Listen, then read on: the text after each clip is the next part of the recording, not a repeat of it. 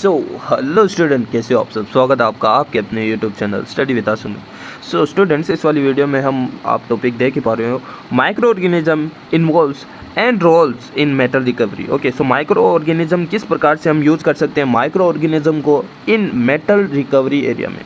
Okay, metal को recovery करना या फिर बायो लीचिंग भी हम बोल सकते हैं। मेटल को बायो लीचिंग करना मतलब हम मेटल को किस प्रकार से हम उसके अयस्क से या फिर उसकी कच्ची धातु या फिर और से हम उस मेटल को किस प्रकार से हम अलग कर सकते हैं अपने यूज के लिए bye using microorganism. Okay, bacteria वगैरह को यूज़ करके हम कैसे अयस्क से कच्ची धातु से हम मेटल को कैसे अलग कर सकते हैं, आइसोलेट कर सकते हैं, उसी को बोलते हैं metal recovery by using microorganism. Okay, so इसे बायो लीचिंग भी बोलते हैं।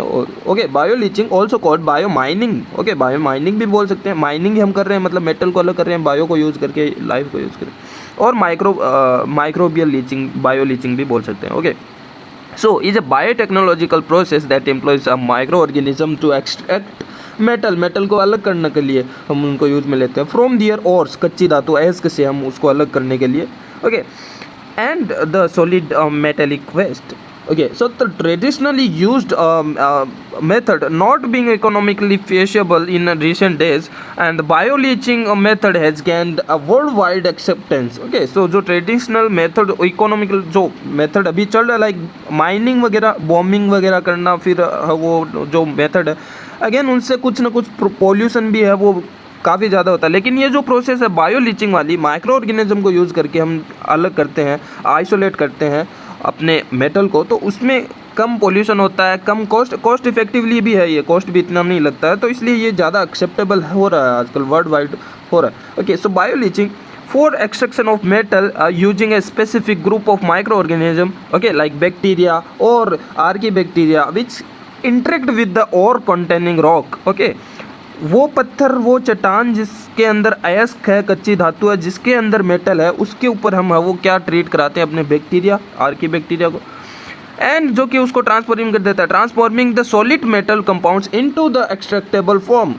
तो ये बैक्टीरिया करते क्या है, बेसिकली ये जो सॉलिड रॉक है, सॉलिड रॉक के अंदर ये जो अयस्क है, उसको सॉलिड से है वो सोल्यूबलाइज फॉर्म में है वो कन्वर्ट कर देते हैं, जिससे हम उसको एक्सट्रैक्ट कर सकें, उसको वहाँ से अलग कर सकें।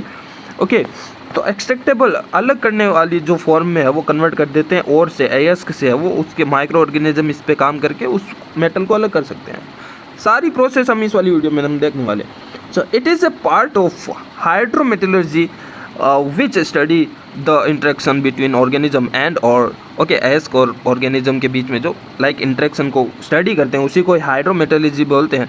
To obtain available metal from low grade ores, okay, as a more efficient and sustainable alternative to conventional extraction method. Okay, तो इवन लो ग्रेड और जो होता है, लो ग्रेड और क्या होता है, लो ग्रेड और वो होता है जिस अयस्क में मेटल की कंसंट्रेशन काफ़ी कम होती है, उसे लो ग्रेड और बोलते हैं। उससे भी जिसके अंदर मेटल की कंसंट्रेशन कम है, इवन कम है, फिर भी हम वो इस मेथड को यूज़ करके उससे वो एक्सट्रैक्ट कर सकते हैं। तो the metals mostly extracted with the application of bioleaching are, so कौन से मेटल है जिनको हम माइक्रो ऑर्गेनिज्म को यूज़ करके अलग कर सकते हैं, लाइक गोल्ड हो गया, copper, silver, cobalt, uranium, zinc and nickel. Okay, then हम नेक्स्ट टॉपिक की बात करते हैं, microorganism involve and role in metal recovery. Start करते हैं। So bioleaching utilize certain microorganism for the extraction of metal from the ore and some of them are discussed below. So यहाँ पे हम बहुत सारे bacteria micro organism के बारे में बात करने वाले हैं, जैसे कि थायोबैसिलस स्पीसीज से स्टार्ट करते हैं। Okay, so Thiobacillus species like Thiobacillus ferrooxidans and Thiobacillus thiooxidans are the most active bacteria in bioleaching. Okay, so अगर आप किसी भी लाइक बीएससी के लिए एग्जाम के लिए प्रिपेयर कर रहे हो तो थायोबैसिलस बैक्टीरिया काफ़ी ज़्यादा इंपॉर्टेंट है। थायोबैसिलस फेरोक्सिडेंस एंड थायोबैसिलस थायोक्सिडेंस, ये दोनों बैक्टीरिया आपको याद रखना ही रखना है। आप बड़ी सी हेडिंग है वो लगाकर इसको हाईलाइट कर सकते हैं। अगेन नंबर सब वो इसी से मिलते हैं, जो ऊपर से दिखना चाहिए एग्जामिनर को, ठीक है, अंदर से मोस्टली नहीं पढ़ते हैं, तो आपको इनको हाईलाइट करना होगा। थायोबैसिलस जो बैक्टीरिया काफ़ी इंपॉर्टेंट है, क्योंकि यहाँ पे ये है gram negative bacteria and non spore forming bacteria है, रॉड शेप का बैक्टीरिया होता है और हाईली एसिडिक होता है। ओके, और एरोबिक इन्वायरमेंट में ये और हाईली एसिडिक इन्वायरमेंट में ये काम करते हैं, like pH 1.5 to 3 even pH में भी है वो ये काम करते हैं। Okay, and they are lithotropic using atmosphere carbon dioxide and carbon source and deriving energy from the oxidation of sulfur compound। Sulphur compound उसका ऑक्सीडेशन करता है। अगेन पूरे रिएक्शन हम डोंट वरी आगे हम देखने वाले हैं क्या क्या करता है, क्या रिएक्शन होती है। And including sulphide and element sulphur which are converted into soluble sulphate. Okay, तो जो सल्फर कंपाउंड्स होते हैं जो कि रॉक्स में होते हैं, चट्टान में होते हैं, मेटल के साथ में, अगेन उनको ऑक्सीडाइज किया जाता है और ऑक्सीडाइज करके उसको सोल्यूबलाइज फॉर्म में है वो कर दिया जाता है। जैसे मेटल के साथ में है वो इनको ऑक्सीडाइज करके सोल्यूबलाइज फॉर्म में लाया जाता है। अगेन आप अपन है वो पूरा आगे है वो रिएक्शन देखेंगे फिर से। ओके, तो बेसिकली ये जो बैक्टीरिया होते हैं वो कीमोलिथोऑटोट्रोपिक होते हैं, मींस ये केमिकल पे फीड करते हैं, लेकिन लिथो मतलब चट्टानों के ऊपर ये जो केमिकल है अगेन उन केमिकल के ऊपर फीड करते हैं और वो यूज़ करते हैं कार्बन सोर्स को as a atmosphere carbon dioxide. Okay, जो CO2 होती है एनवायरनमेंट में उसको वो यूज़ करते हैं एज ए कार्बन सोर्स। जैसे प्लांट करते हैं वैसे ये बैक्टीरिया है वो कार्बन डाइऑक्साइड को as a carbon source use करते हैं और वहाँ पे है वो कार्बन सोर्स और एनर्जी डिराइव करते हैं। सल्फर कंपाउंड्स जो होते हैं चट्टानों में उन केमिकल्स को ऑक्सीडाइज करके वहाँ पे है वो एनर्जी डिराइव ये करते हैं, जो कि खुद के ग्रोथ के लिए ये यूज में लेते हैं उस एनर्जी को, लेकिन उसको ऑक्सीडाइज करके यहाँ पे उस सल्फेट कंपाउंड को वो सोल्यूबलाइज सल्फेट कंपाउंड में कन्वर्ट कर देते हैं, ताकि जिससे वो मेटल भी अपना उसके साथ में आइसोलेट हो जाता है। ओके, देन नेक्स्ट है वो थायोबैसिलस, काफ़ी इंपॉर्टेंट है। अगेन नेक्स्ट सेकेंड है वो Leptospirillum ferroxidensis. So this acidophilic bacteria oxidize ferrous iron and is a highly tolerant of extreme condition, okay, including low pH and high concentration of like metals like uranium, molybdenum and silver. So uranium, molybdenum जैसे highly metal containing rocks में भी ये survive कर जाते हैं and काफ़ी लो pH पे भी ये वो सर्वाइव कर जाते हैं, काफ़ी लो pH पे भी ये ग्रोथ कर सकते हैं और हाई कंसंट्रेशन मेटल्स की हमने देखा। Although Leptospirillum ferroxidens can not oxidise sulphur compounds alone, okay, अकेले है वो ये काम नहीं कर सकते हैं, अकेले सल्फर कंपाउंड्स को वो ऑक्सीडाइज नहीं कर सकते हैं। इसके लिए वो साथ में काम करने के लिए यहाँ पे it works synergistically with Thiobacillus species to enhance the bioleaching process। Okay, again जो भी बायोलॉजी की प्रोसेस होती है काफ़ी बड़ी रिएक्शन होती है, तो उसमें मान लो आधा रिएक्शन है वो ये लेप्टोस्पिरिलम फेरोक्सिडेंस बैक्टीरिया कर रहा है, लेकिन आधा है वो उसके बाद में है वो रिएक्शन पूरी करने के लिए इसको दूसरा टाइप का बैक्टीरिया भी चाहिए, जैसे कि थायोबैसिलस स्पीसीज। तो ये अकेला उसको ऑक्सीडाइज नहीं कर सकता है, उसको साथ में चाहिए थायोबैसिलस स्पीसीज के बैक्टीरिया। ओके, देन थर्ड है Thiobacillus like and thermophilic bacteria। Okay, so Thiobacillus like bacteria known as Thiobacillus bacteria are moderately thermophilic, okay, and grow on minerals such as pyrites and chalcopyrites at a temperature around 50 degree centigrade। Okay, so thermophilic होता है means ये again high temperature पे भी grow कर सकता है, like 50 degree temperature पे भी ये ग्रो कर सकता है। और यहाँ पे पायराइट्स अगेन हम FeS2 जो होता है उसी को या वो पायराइट बोलते हैं। सो यहाँ पे ये पायराइट FeS2 जो होता है उसके ऊपर यहाँ पे है वो ये ग्रो कर सकता है चट्टानों में। यहाँ पे FeS2 जिसको पायराइट बोलते हैं वहाँ पे ये ग्रो कर सकता है।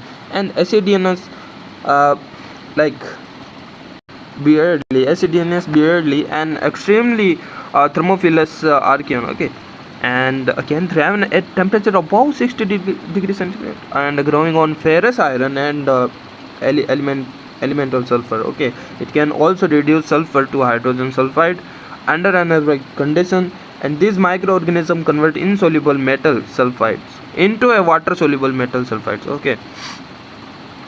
तो बेसिकली ये सारे जितने भी हम प्रोसेस देख रहे हैं बेसिकली ये जो माइक्रो ऑर्गेनिज्म करते क्या है, इन जो सल्फाइड्स वगैरह होते हैं, मेटल्स वगैरह जैसे पायराइट्स वगैरह, वो इनसोल्यूबल फॉर्म में रहते हैं रॉक के ऊपर, लेकिन ये माइक्रो ऑर्गेनिज्म उनको ऑक्सीडाइज करके बेसिकली सोल्यूबलाइज फॉर्म में ला देते हैं, जैसे वाटर सोल्यूबल मेटल सल्फाइड्स में ये कन्वर्ट कर रहे हैं। तो ये फिर जो मेटल्स है वो वाटर में सोल्यूबलाइज होकर एक्सट्रैक्ट हम उसको है वो कर पाएंगे, बाहर है वो एक्सट्रैक्ट कर लेंगे रॉक से।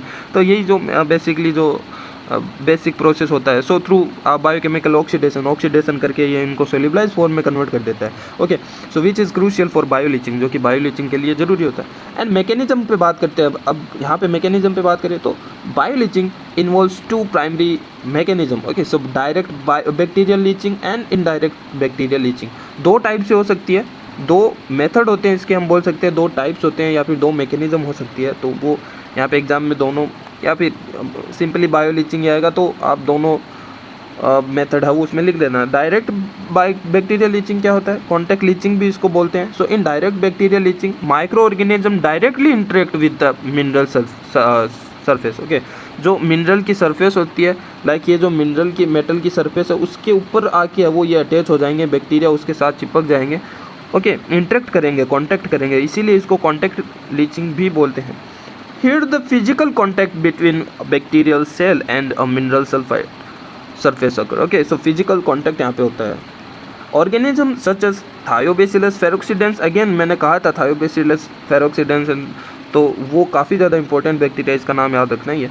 Catalyze the oxidation of minerals through a series of enzymatic reaction. Okay, काफ़ी enzymatic reaction से उसको ऑक्सीडाइज करते हैं वहाँ पे मिनरल्स को। Okay, so the bacteria tends to attach to a specific site on the mineral surface, and often where there are imperfection in the crystallized structure में थोड़ा सा ऊपर नीचे काइंड ऑफ हम बोल सकते हैं जो पोर्स वगैरह होते हैं, तो वहाँ पे ये जाके स्टेबलाइज हो जाते हैं और वहाँ पे वो उनको वो ऑक्सीडाइज करके बायोलीचिंग वहाँ पे है वो करते हैं। So for example pyrites. Okay, so वहाँ पे रॉक्स में अगेन मेटल्स होते हैं पायराइट्स फॉर्म में, लाइक सीधा Fe के फॉर्म में तो होगा नहीं, पायराइट्स के फॉर्म में होगा FeS2, तो वो ऑक्सीडाइज हो जाता है, इस oxidise to ferric third ion में। ओके, एंड फेरिक सल्फेट में है वो वहाँ पे ऑक्सीडाइज हो जाता है, पायराइट से फेरिक सल्फेट में ऑक्सीडाइज हो जाता है। लाइक ये आप रिएक्शन देख पा रहे हो, ये पायराइट है, ऑक्सीजन को यूज़ करके, एंड वहाँ पे अपन H2 है वो होता ही है।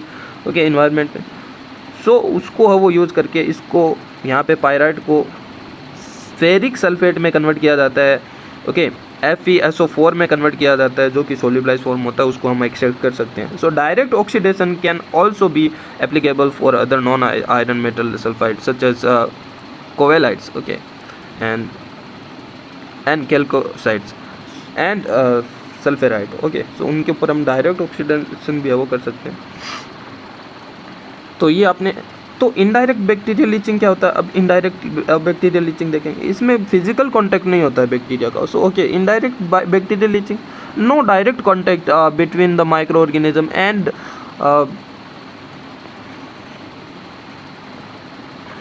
minerals occur. Okay, so here the strong oxidizing agent produced by bacteria. So bacteria क्या करते हैं, कुछ ऑक्सीडाइज एजेंट होते हैं, उनको कुछ केमिकल रिलीज़ करते हैं जो कि ऑक्सीडाइजिंग एजेंट होते हैं, वो वहाँ पे मेटल पे जाते हैं वो केमिकल, और वो केमिकल क्या करते हैं, उस मेटल को ऑक्सीडाइज कर देते हैं।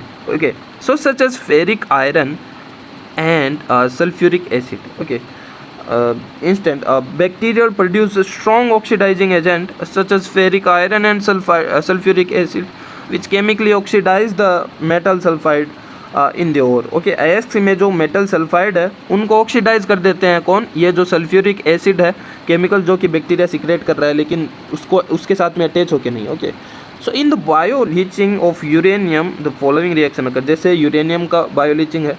ओके, सो यूरेनियम यहाँ पे आप देख पा रहे हो फेरिक लाइक सल्फेट है, फेरस सल्फाइड, एंड तो ये यूरेनियम सल्फाइड में है, ये सोल्यूबलाइज फॉर्म में है, वो ऑक्सीडाइज हो जाता है। ओके, सो जिसको आइसोलेट है वो कर सकते हैं। So in this mechanism ferric iron is generated in an acidic environment. Okay, तो एसिडिक इन्वायरमेंट लाइक 5 pH से अगर कम हो तो वहाँ पे फेरिक आयरन है वो जनरेट होता है, like and acts as lixiviant. Okay, तो लीचिंग को, स्ट्रॉन्ग लीचिंग को ही है वो क्या बोलते हैं, लिक्सिविएंट बोलते हैं, लिक्सिएंट, और लीचिंग भी इसको, इस वर्ड को हम बोल सकते हैं। सो वो एक बायो लीचिंग की तरह ही काम करता है। ये जो लाइक फेरिक आयरन है वो लो pH में बना है बैक्टीरिया से, सो ये बायो लीचिंग का ही काम करता है, लाइक सॉलिड से है वो एक्सट्रैक्ट करना सोल्यूबलाइज फॉर्म को। Okay, oxidising the sulphide mineral, sulphide mineral को ये ऑक्सीडाइज कर सकता है। Okay, ferric iron, and the ferrous iron produced in this reaction can be reoxidized to ferric iron, okay, by thiobacillus ferroxidans or lactobacillus ferroxidans. Okay, so there's perpetuating the leaching process. तो यहाँ पे जो ferrous iron जो reaction में बनता है उसको वापस से रिऑक्सीडाइज कर दिया जाता है फेरिक आयरन में. थायोबैसिलस फेरोक्सिडेंस बैक्टीरिया उसको वापस से है वो रिऑक्सीडाइज कर सकते हैं फेरिक आयरन में, जो कि फेरिक आयरन वापस से है वो बायोलीचिंग प्रोसेस में इन्वॉल्व हो सकता है, और जिसके कारण ये प्रोसेस है वो चलती रहती है और that's perpetuating the leaching process. मतलब लीचिंग प्रोसेस को लंबे समय तक है वो चलाना, लंबे समय तक चलना ही कोई है वो बोलते हैं परपेचुएटिंग. तो इसी के कारण, क्योंकि फेरिक आयरन फेरस आयरन बनाएगा, अगेन सोल्यूबलाइज फॉर्म को में कन्वर्ट करके मेटल को सोल्यूबलाइज फॉर्म में कन्वर्ट करेगा, साथ में बनेगा फेरस आयरन. लेकिन उस फेरस आयरन को वापस से है वो कन्वर्ट कर दिया जाएगा फेरिक आयरन में. ओके, सो जो कि वापस से है वो मेटल को वो लीचिंग प्रोसेस में इन्वॉल्व हो. तो ये प्रोसेस ऐसे चलती जाती.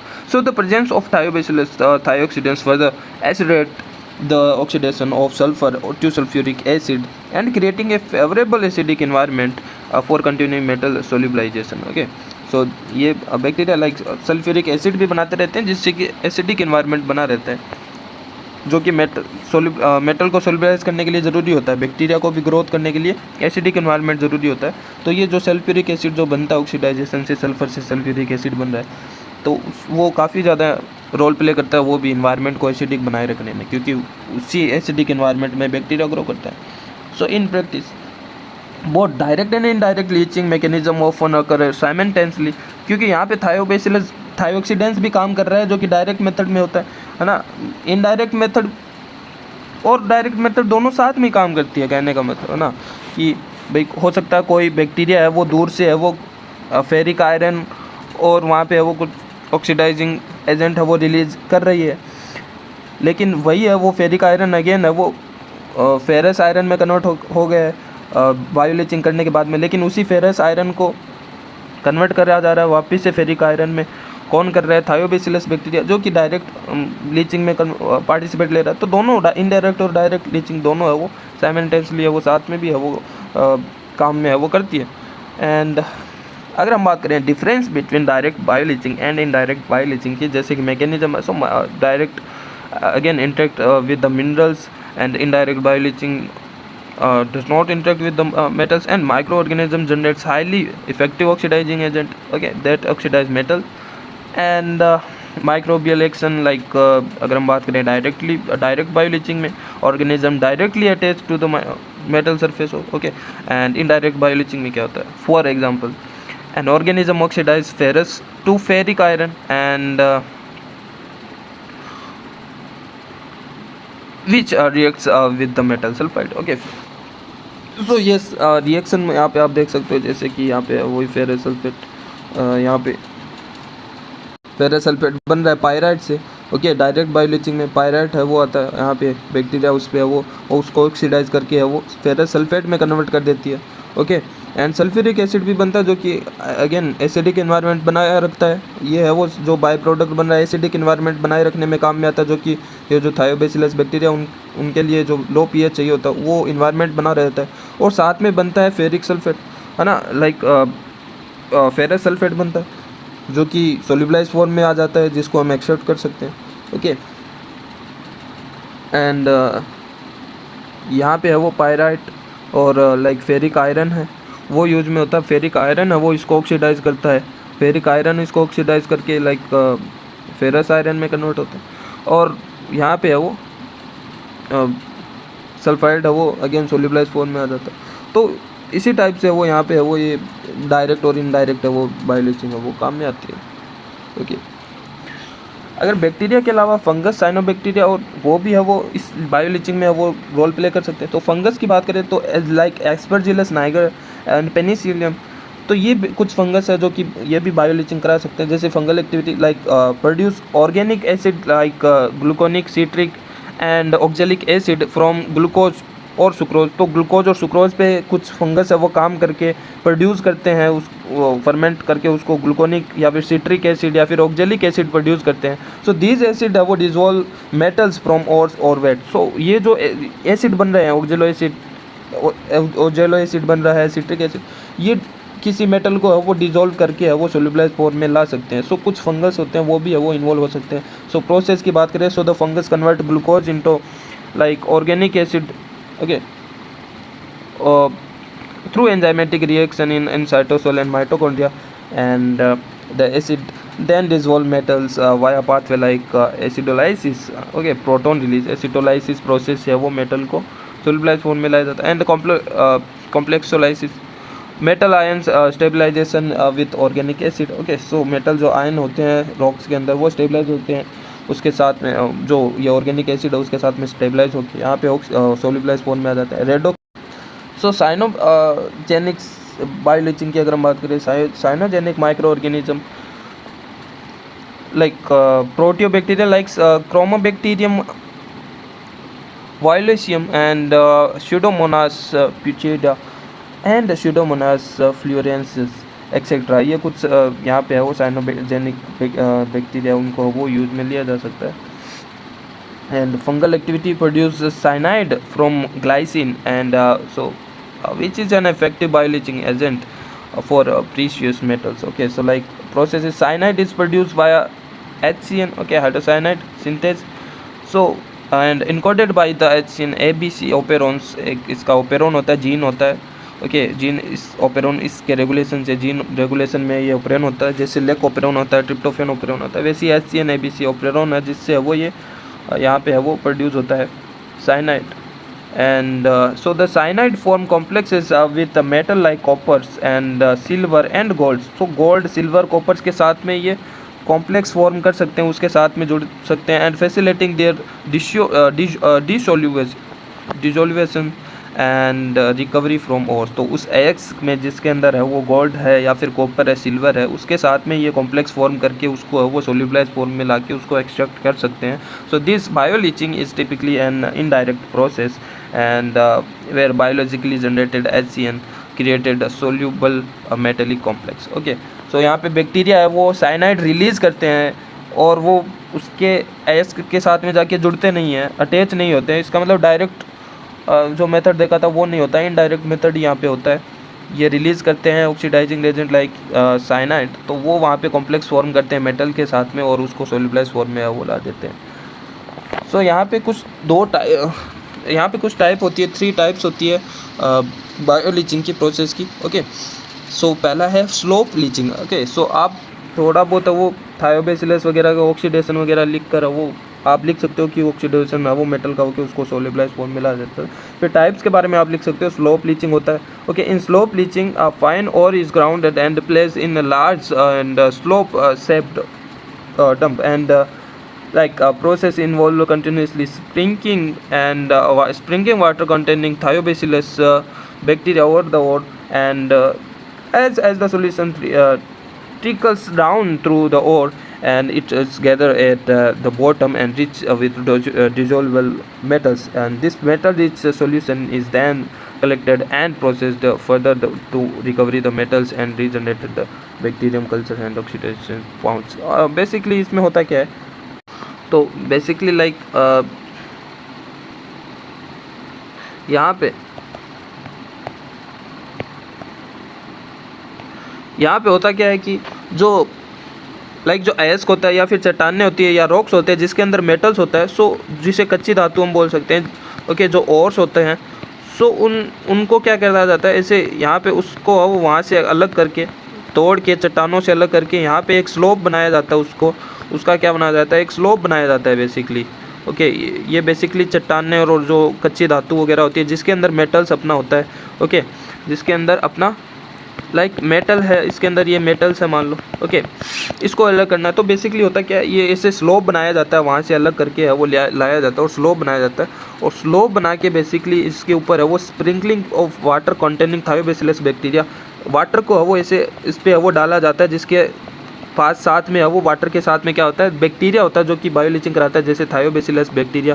ओके, वो इसके ऊपर है वो डाला जाता है, जिससे क्या होता है यहाँ पे वो बैक्टीरिया इसकी बायो लीचिंग करेंगे, और बायो लीचिंग करके यहाँ पे ये जो अपने मान लो ये जो मेटल्स है रेड कलर में, ये इस लीचिंग करने के बाद में ये सोल्यूबलाइज फॉर्म में आ जाएंगे। सोल्यूबलाइज फॉर्म में आके पानी के साथ में ये लीच होके यहाँ पे नीचे की तरफ यहाँ पे एक्सट्रैक्ट हो जाएंगे, अलग हो जाएंगे, जिसको हम वो यहाँ से कलेक्ट करके आगे है वो प्रोसेसिंग में भेज सकते हैं। इससे वो और ज़्यादा मेटल को एक्सट्रैक्ट करने की प्रोसेस में, ठीक है। ये बेसिकली स्लोप मेथड होता है। लेकिन यहीं पे हिप मेथड क्या होता है, यहाँ पे हिप मेथड में क्या होता है, heap leaching is similar to slope leaching but involve the ore being arranged in large heaps, okay, knowing as leach heaps. और हिप बनाना पड़ेगा हमें, and an aqueous solution again containing Thiobacillus is spread over this heaps and the solution percolates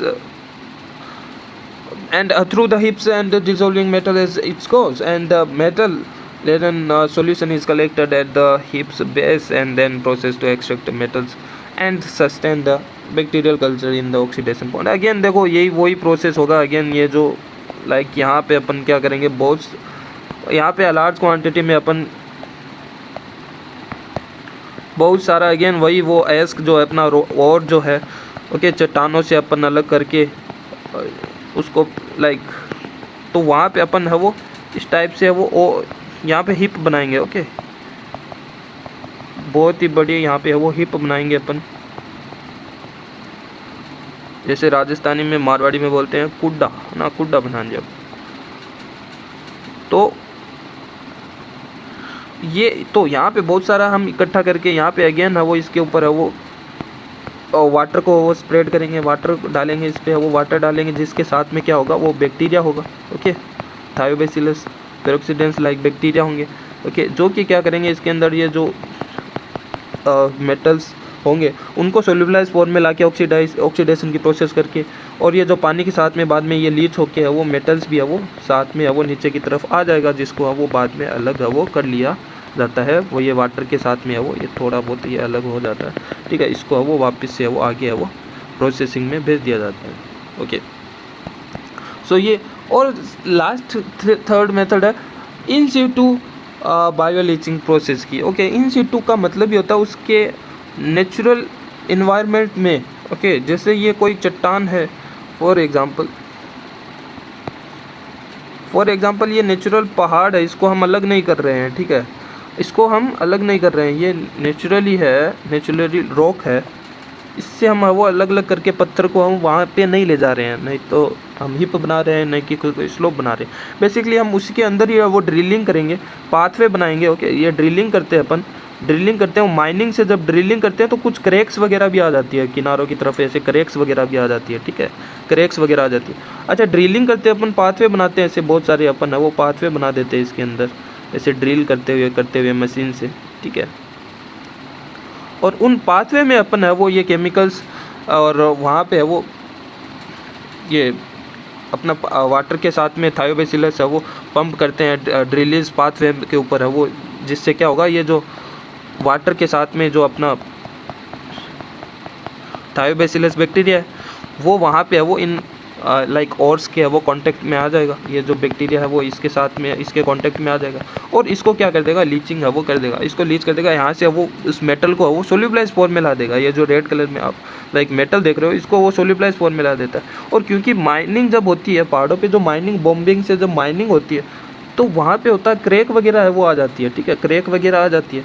और उन्हीं cracks के साथ में उन्हीं क्रैक से होके यहाँ पे ये लीच होता है, उन्हीं क्रैक से वो लीच होता पानी के साथ में ये इधर बाहर आ जाता है और उसको हम वो कलेक्ट कर सकते हैं, ठीक है। मान लो यहाँ पे है वो ये आ गया, इधर से वो ये इधर से मान लो एक क्रैक थी, इधर से ये आ गया ना, यहाँ से आ गया, यहाँ से आ गया, ये वाटर के साथ में थोड़ा लीच होके है वो आ जाता है। अगेन इसको है वो यहाँ से है वो कलेक्ट करके प्रोसेसिंग के लिए है वो हम भेज देते हैं। तो क्योंकि हम ये नेचुरल हैबिटेट में जाके कर रहे हैं, उसी चट्टान के ऊपर जाके माइनिंग वगैरह करके, इसीलिए इसको बोलते हैं इन सिटू लीचिंग। ओके, सो अभी है वो कुछ अलग अलग मेटल्स की है वो यहाँ पे अलग अलग वो लीचिंग, लाइक कॉपर की लीचिंग कैसे होती है. So copper is like mostly extracted from ore such as chalcocite. Okay, so copper का जो नेचुरल फॉर्म होता है एस्क होता है वो कैल्कोसाइट होता है. Cu2S के फॉर्म में है वो, ये नेचुरली पाया जाता है. ठीक है, चट्टानों में सॉलिड फॉर्म में Cu2S. ओके, जिससे कैल्कोसाइट बोलते हैं. तो वहाँ पे एंड कैल्कोपाइराइट के फॉर्म में भी पाया जा सकता है. कैल्कोपाइराइट लाइक CuFeS2, लाइक FeS2 को पायराइट बोलते हैं और CuFeS2 को बोलते हैं कैल्कोपाइराइट. ओके, तो कॉपर इस इन्हीं नेचुरल फॉर्म में है वो, सॉलिड फॉर्म में देखा जाता है. एंड कोवेलाइट्स CuS के फॉर्म में भी. And using both hip leaching and in Situ leaching process, दोनों लीचिंग को प्रोसेस को यूज़ करके हम हिप को भी यूज़ कर सकते हैं, इन सिटू लीचिंग को भी यूज़ कर सकते हैं. इनसे है वो कॉपर को एक्सट्रैक्ट करने के लिए कॉपर सल्फाइड में अगेन कन्वर्ट हो जाएगा सोल्यूबलाइज फॉर्म में, ऑक्सीडाइज होके through using Thiobacillus bacteria. Okay, so dilute sulfuric acid is percolated through the ore piles and dissolving the copper into the solution. Okay, तो ये जो diluted जो यहाँ पे सल्फ्यूरिक एसिड होता है उसको यहाँ पे है वो ये लीच होता है and dissolving the copper into the solution. Okay, solution में कॉपर है वो डिजोल्व होता है एंड घुल जाता है. Okay, so the liquid collected from the base of the piles, जो बेस पे जो लिक्विड कलेक्ट होता है वहाँ पे अगेन कॉपर भी उसमें सोल्यूबलाइज रहता है. Is rich in copper and is transported to precipitation plant. Okay, जहाँ पे प्रेसिपिटेट करके कॉपर को वो नीचे प्रेसिपिटेट हो जाता है उस प्लांट में, प्रोसेसिंग वाले जो फैक्ट्री वगैरह जहाँ पे भी उसको प्रोसेस किया जाता है तो वहाँ पे कॉपर प्रेसिपिटेट कर लिया जाता है नीचे की तरफ से, वहाँ से उसको वो अलग कर लिया जाता है where the metal is purified and precipitate. Okay, and uranium leaching, uranium extraction is primarily an indirect bioleaching process. Indirect bioleaching process होता है ये mostly. Insoluble tetravalent uranium is oxidized with a hot like sulfuric H2SO4 and FeSO4. Okay, so ferric sulphate and H2SO4 में यहाँ पे है वो इसके साथ में ऑक्सीडाइज होता है and converting it into a soluble hexavalent. Okay, so insoluble tetravalent uranium convert हो जाता है soluble hexavalent यूरेनियम सल्फेट में जो कि होता है हेक्सावेलेंट. ओके, सो हेक्सावेलेंट यूरेनियम सल्फेट जो कि सोल्यूबलाइज फॉर्म में होता है, जिसको सोल्यूबलाइज कर लिया जाता है उस लिक्विड में और वो लिक्विड के साथ में ये आ जाता है अपन का, अलग हो जाता है उस AX से. ओके, उस सॉलिड फॉर्म से ये सोल्यूबलाइज फॉर्म में आ जाता है. So the bacteria particularly Thiobacillus ferrooxidans do not directly attach the uranium ore but instead assist in the production of ferric iron. Okay, which act as an oxidant. Okay, तो ये जो Thiobacillus bacteria again है वो ferrous iron को ferric iron में convert करता है जो कि है वो ऑक्सीडेंट होता है, वही ऑक्सीडाइज है वो करता है अगेन यूरेनियम वगैरह को. तो वो वहाँ से इस टाइप से वो इन्वॉल्व होता है, डायरेक्टली कॉन्टेक्ट में नहीं होता है. सो ये इनडायरेक्ट मेथड से है वो यहाँ पे बायोलीचिंग होती है यूरेनियम की. So the process is optimised at a pH of 1.5 to 3.5 and the temperature of around 35 degree centigrade. Okay, so low pH, काफ़ी लो pH इसको चाहिए होती है. 1.5 to 3.5 pH काफ़ी लो होता है. तो अगेन वो बनाए रखने के लिए सल्फ्यूरिक एसिड वगैरह वहाँ पे होता ही है जो कि इन्वायरमेंट को बनाए रखता है. अगेन गोल्ड और सिल्वर की लीचिंग देखें, so the bioleaching of gold and silver involve the microbial breakdown of refractory ores. Okay, such as arsenopyrite and pyrite to enhance metal recovery. Okay, so gold is typically extracted from like arsenopyrite or pyrite, while silver is more radially solubilized during the microbial leaching of iron sulfate. Okay, iron sulfide. Okay, and this process is particularly promises for recovering precious metal from low grade ores. Okay, so क्या क्या factor वो affect कर सकते हैं बायोलीचिंग को. बायोलीचिंग की ये भी एक टॉपिक बन सकता है, क्या क्या फैक्टर बायोलीचिंग को अफेक्ट कर सकता है. अगेन कौन से बैक्टीरिया को हम चूज़ करते हैं वो भी अफेक्ट करता है, क्योंकि कुछ बैक्टीरिया स्पेसिफिक होते हैं लाइक फेरस को और कॉपर को ओनली एक्सट्रैक्ट करने के लिए, कुछ बैक्टीरिया वो यूरेनियम को एक्सट्रैक्ट करने के लिए अलग से होते हैं. तो वो वहाँ पे वो हम कौन से बैक्टीरिया को चूज़ करते हैं तो वो भी अफेक्ट वो करता है. एंड यहाँ पे pH एंड टेम्परेचर तो अगेन करता ही है अफेक्ट. अगर हाई pH हो गया तो वो वहाँ पे बैक्टीरिया काम ही नहीं कर पाएगा, क्योंकि हमने देखा कि मोस्टली 2 to 3 pH पे वो ये काम कर रहे होते हैं बैक्टीरियाज. तो वहाँ पे हमें कम pH ही रखना होता है, तो pH भी है वो काफ़ी अफेक्ट करता है. और टेम्परेचर भी हमने देखा कि ऑलमोस्ट 35 25 to 35 डिग्री सेंटीग्रेड पे है वो ये काम करते हैं, काफ़ी ज़्यादा हाई पे भी नहीं करते। ऑल्दो कुछ बैक्टीरिया होते हैं थर्मोफिलिक बैक्टीरियाज जो कि 50 to 60 डिग्री सेंटीग्रेड पे भी काम करते हैं, लेकिन वो अलग बैक्टीरिया अगेन वो कम टेम्परेचर पे काम नहीं कर सकते हैं। तो टेम्परेचर कहने का मतलब कहीं ना कहीं अफेक्ट करता है उनकी एक्टिविटी को, सो बायोलीचिंग को भी अफेक्ट करेगा। ओके, और अगेन अगर माइक्रो ऑर्गेनिज्म की डेंसिटी कम है, पॉपुलेशन डेंसिटी कम है वहाँ पे, तो वो भी अफेक्ट करेगी, ज़्यादा बायोलीचिंग नहीं करेगी। ओके, और अगर नंबर इंक्रीज़ कर देंगे तो वहाँ पे एक्सीलरेट हो जाएगा ऑक्सीडेशन रिएक्शन प्रोसेस, वहाँ पे वो प्रोसेस ज़्यादा जल्दी हो जाएगा। So metal tolerance of micro organism, तो माइक्रो ऑर्गेनिज्म मेटल्स को भी है वो टॉलरेट करना चाहिए कि भाई यूरेनियम आ जाए या फिर लेड वगैरह जैसे हाईली टॉक्सिक मान लो मेटल्स उसके अंदर हो, एस्क के अंदर, और के अंदर, तो हो सकता है वो जो मेटल है, वो जो माइक्रो लाइक मेटल्स है, वो हो सकता है उस बैक्टीरिया को ही किल कर दे, है ना। तो बैक्टीरिया ऐसे होने चाहिए जो कि उस हाईली टॉक्सिक मेटल को टॉलरेट कर सके। Okay, and like heavy metals जो होते हैं उनको टॉलरेट कर पाए। सो ऑक्सीडेशन रिएक्शन एंड कंपोजिशन, ठीक है, ऑक्सीडेशन रिएक्शन एंड कंपोजिशन ये भी यहाँ पे। तो effective bioleaching required maintain appropriate level of oxidation reaction to keep ferric iron and metal in solution. Okay, and low oxidation level are necessary for achieving the fastest leaching rates.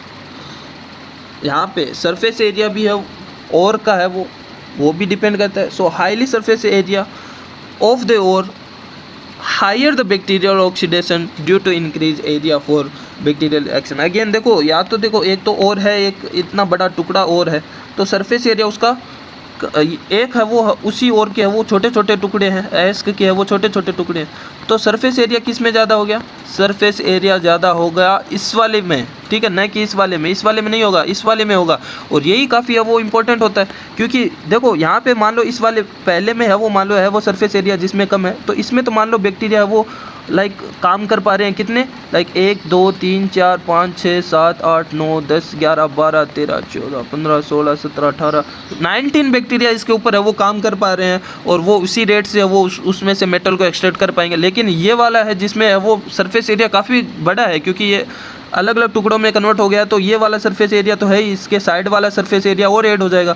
तो यहाँ पे एक bacteria मान लो यहाँ पे grow कर रहा है, एक यहाँ पे, एक यहाँ पे, एक यहाँ पे, एक यहाँ पे, एक यहाँ पे, एक यहाँ पे, एक यहाँ पे, तो ऐसे काफ़ी ज़्यादा है वो, ऑलमोस्ट डबल से भी ज़्यादा है वो बैक्टीरिया है वो इनके ऊपर है वो काम कर पाएंगे, और इससे वो मेटल को एक्सट्रैक्ट कर पाएंगे, क्योंकि साइड वाला जो एरिया है वो बढ़ जाता है, सरफेस एरिया बढ़ जाता है इनके टुकड़े होने से। तो सरफेस एरिया बढ़ता है टुकड़े टुकड़े वाले जो पार्ट होता है उनमें। तो अगेन वो भी है वो अफेक्ट करता है कि सरफेस एरिया कौन सा, न्यूट्रिएंट्स है वो अफेक्ट करता है कि भाई लाइक जो बैक्टीरिया होते हैं उनका जो न्यूट्रिएंट्स जिन पे है वो ये लाइक सल्फर को ऑक्सीडाइज करके वो एनर्जी गेन कर रहे हैं, एंड लाइक अमोनियम, तो वो सब भी होना चाहिए, उनके न्यूट्रिएंट्स भी होना चाहिए। इन्वायरमेंट में CO2 भी होना चाहिए, जिसको है जो वो कार्बन सोर्स है वो यूज़ कर रहा है, तो ऑक्सीजन एंड कार्बन डाइऑक्साइड, तो वहाँ पे ये भी है वो अफेक्ट करते हैं। Like oxygen and adequate oxygen supplement यहाँ पे चाहिए होता है 1.5 to 4 मिलीग्राम पर लीटर यहाँ पे डिजोल्व ऑक्सीजन चाहिए, and is crucial for highly bacterial activity. Highly bacterial activity के लिए ये चाहिए होता है इतना लेवल, तो 1.5 to 4 milligram per litre dissolve oxygen चाहिए होता है।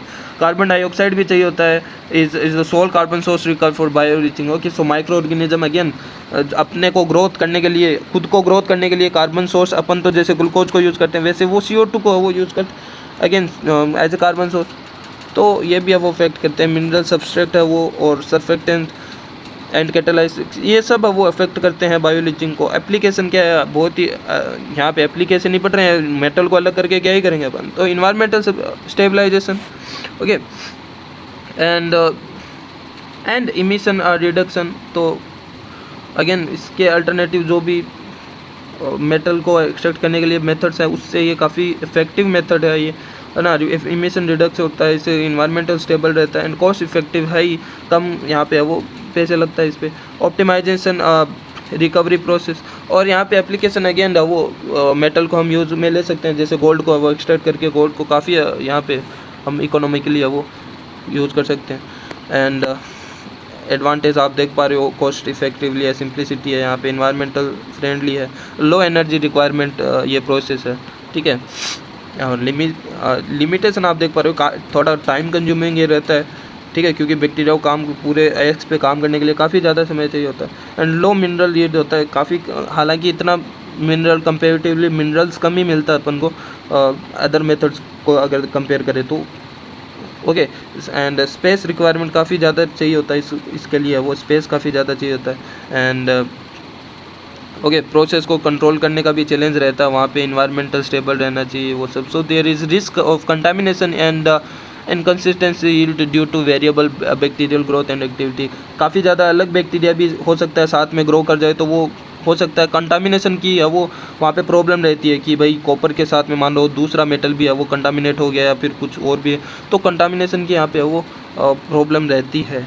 ठीक है, सो ये था पूरा आपका मेटल रिकवरी के बारे में। Hope you all understand this topic and you also helpful for you. And if you like this video, hit the like button, you can hit the like button, and also hit the subscribe button. Bye bye. And if अगर आपको ये videos ये चाहिए BSc की, ये biotechnology की, तो आप फाइंड आउट कर सकते हो प्लेलिस्ट सेक्शन में जाके, चैनल पे जाके प्लेलिस्ट सेक्शन पे जाके बायोटेक्नोलॉजी एंड बायोस्टैटिक्स की प्लेलिस्ट में। Okay, bye.